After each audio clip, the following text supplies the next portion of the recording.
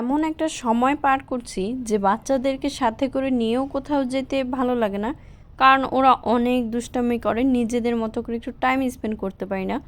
আবার কখনো ওদেরকে বাসায় রেখে কোথাও যাব এটা কল্পনাও করতে পারি না। মানে ওদেরকে বাসায় রেখে সর্বোচ্চ হয়তো বা রাস্তার মাথায় পর্যন্ত যাইতে পারি, তারপরে কেন যেন না এত খারাপ লাগা কাজ করে যে না প্লিজ ওদেরকে নিয়েই আসি, ভালো লাগছে না ওদেরকে ছাড়া। ঠিক তেমনই একটা দিন ছিল আজকে। মানে অলরেডি বাসা থেকে একটা দরকারের কাজে দুজন বের হয়েছি, কিন্তু হয়েও আবার ওদেরকে নিয়ে তারপর বের হয়েছি। মানে ওদেরকে ছাড়া এখন আর একটা মুহূর্ত না ভালো লাগে না।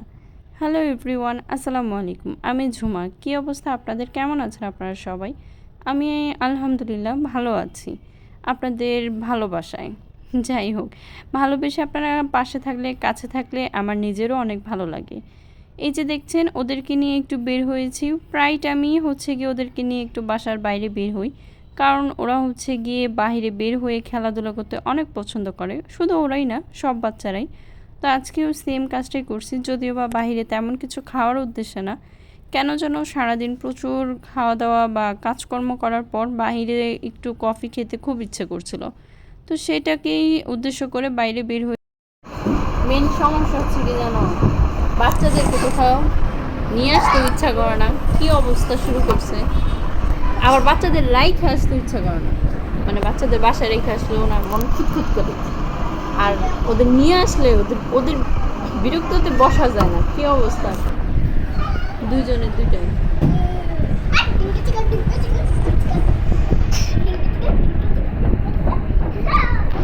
এই হচ্ছে আমাদের মা বাবাদের অবস্থা।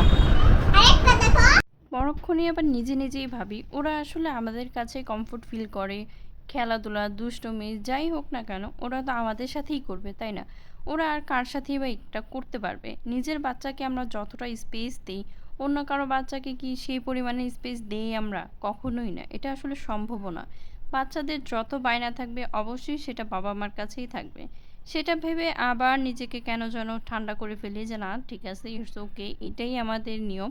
একটা সময় হয়তো বা এটাই মিস করব যে বাচ্চারা বড় হয়ে গেছে, আমাদের সাথে এখন আসে না বা আমাদেরকে টাইম দেয় না।